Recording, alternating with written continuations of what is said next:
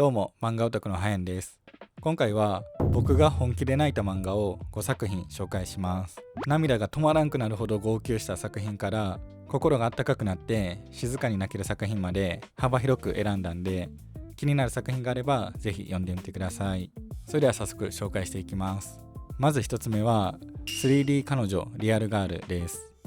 アニメやゲームを愛し、現実の人間関係を避けてきた高校生筒井ひかり、通称つっつん。ある日、男癖が悪いと噂される派手な同級生五十嵐いろはから突然告白され、戸惑いながらも付き合うことになります。しかし2人の交際にはいろはが転校するまでの半年間という期限がありました。恋愛経験ゼロのつっつんがいろはと何度もすれ違いながら、人を愛することや信じることを知っていく純愛ラブストーリーです。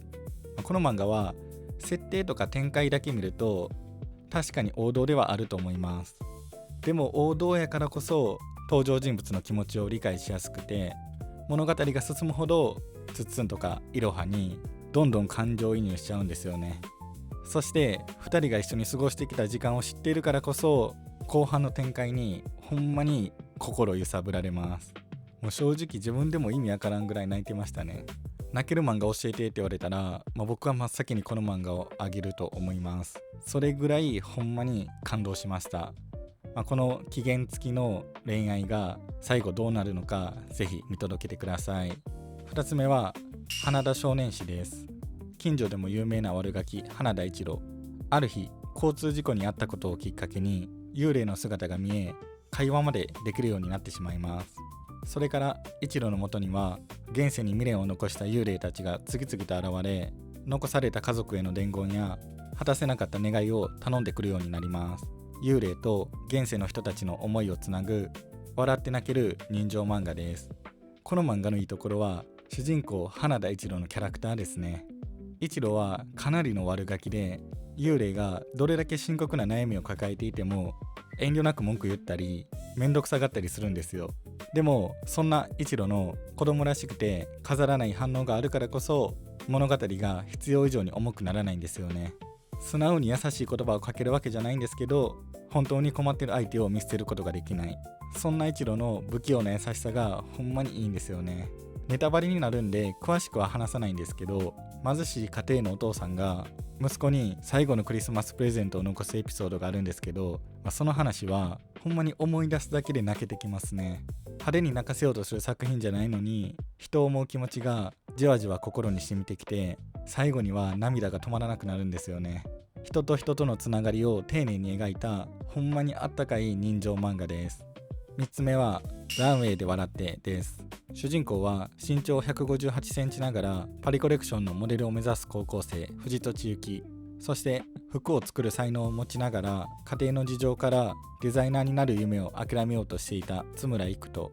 周囲から何度も無理だと言われてきた2人は互いの才能と夢を認め合い、厳しいファッションの世界に挑んでいきます。モデルとデザイナーそれぞれの立場から夢を追う2人を描いた熱い青春物語です。この漫画の魅力はファッションっていうかなり専門的な世界を知識がない人にも分かりやすく、そしてめちゃくちゃ熱く描いてくれているところですね。僕自身服が好きなんで、身長158センチの中期がパリコレを目指すことがどれだけ無謀な挑戦なのかもなんとなく分かります。周りから何度も無理やって言われてもそれでも諦めたくないという思いで夢を追い続ける中期がほんまに熱くてかっこよくて感動するんですよね。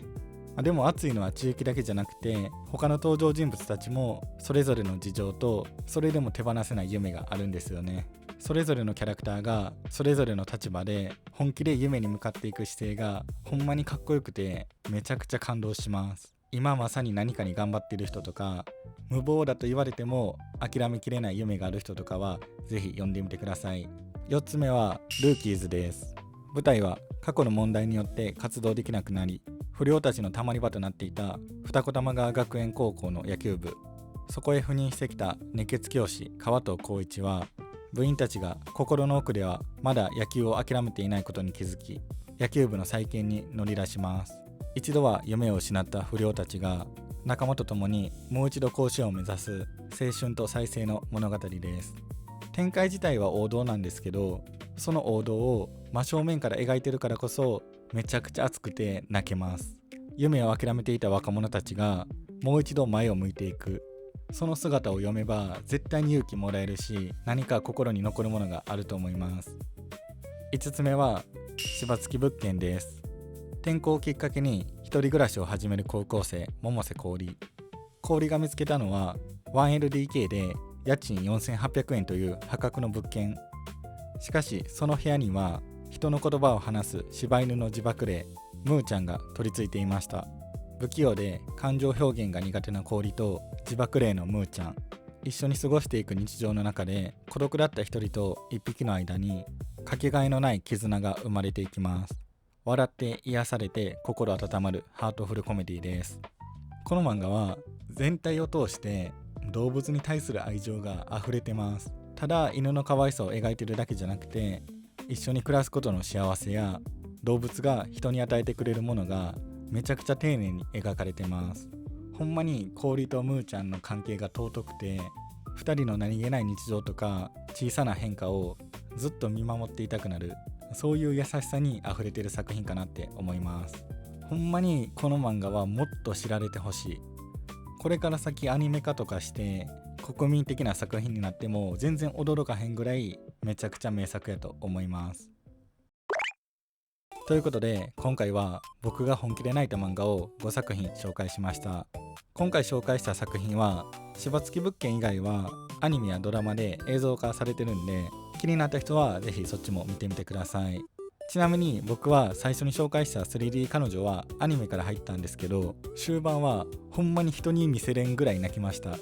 ほんまに鼻水ダラダラ流しながら号泣してました。もうそれぐらい泣ける作品です。熱いバトル漫画とか思いっきり笑える漫画を読むのも楽しいんですけど、たまにはこういう作品を読んで感動の余韻に浸ってみるのもいいんじゃないかなって思います。ということで今回の動画が面白かった、参考になったって人はチャンネル登録、高評価、ハイプよろしくお願いします。皆さんが今まで読んで泣いた漫画もぜひコメントで教えてください。